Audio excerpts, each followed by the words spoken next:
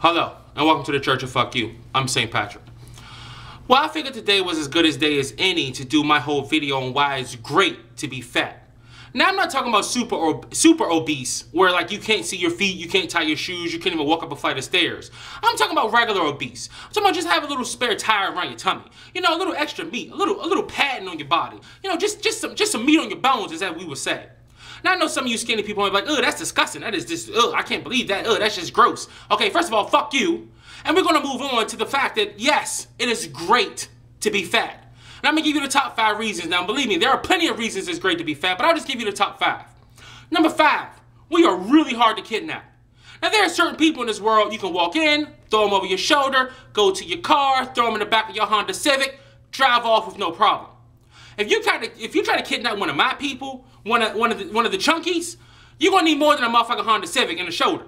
You're gonna need about 3 or 4 people in a fucking U-Haul, okay? We don't go down easy, and we're not easy to move.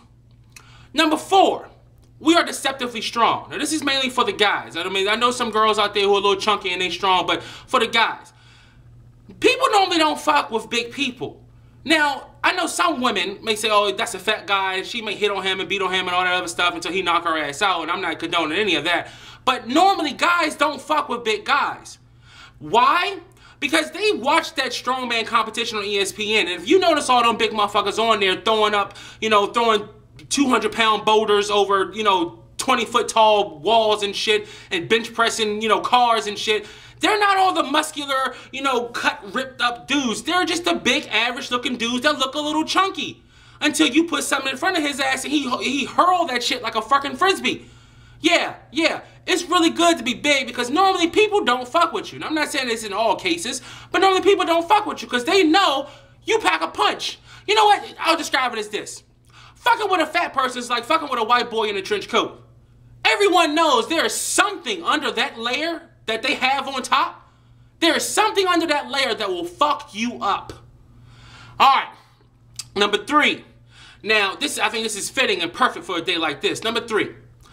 Summertime is normally for the guys with the, you know, muscular chests and shit. They walking around like this and, you know, they all ripped up and they get to take their shirt off and they all, you know, looking all diesel and shit and walking around strutting, you know, with either no shirt on or the cut off shirts and shit. The summertime is perfect for them.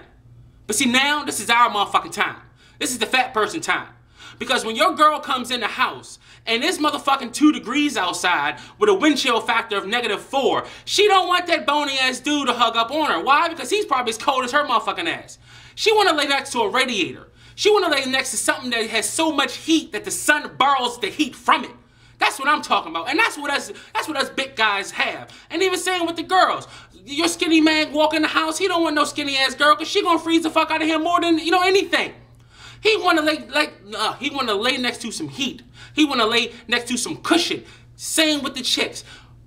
Winter is our fucking time. It is great to be fat when it's winter because we are insulated like shit and we don't mind spreading our body heat. So if you cold, come on and snuggle up against this girl. I got you. I got you.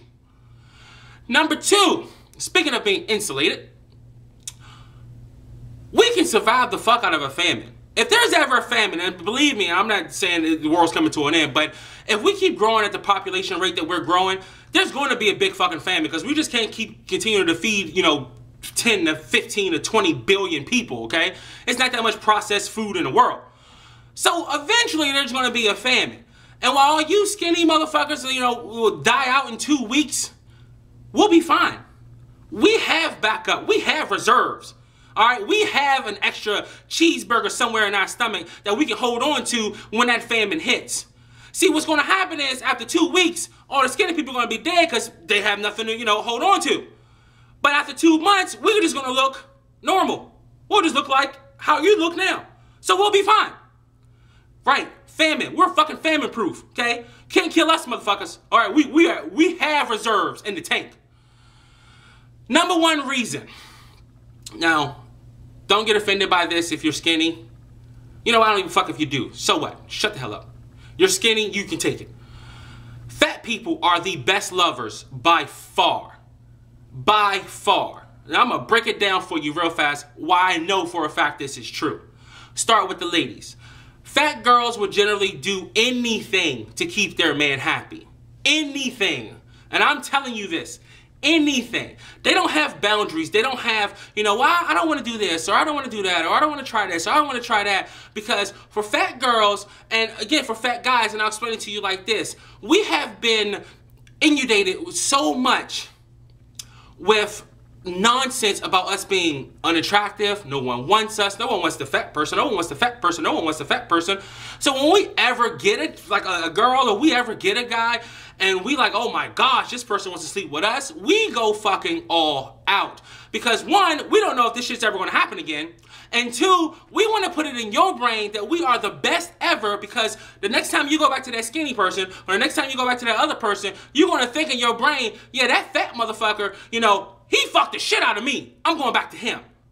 Or the next time that fella goes to that skinny girl and she just lays there and does fucking nothing, he gonna think, you know what, that big girl, she sucked my nuts 12 ways from Sunday, I'm going back to her. See, that's what makes fat people the best lovers. Because we fucking go all out. We don't have the luxury of fucking the next person.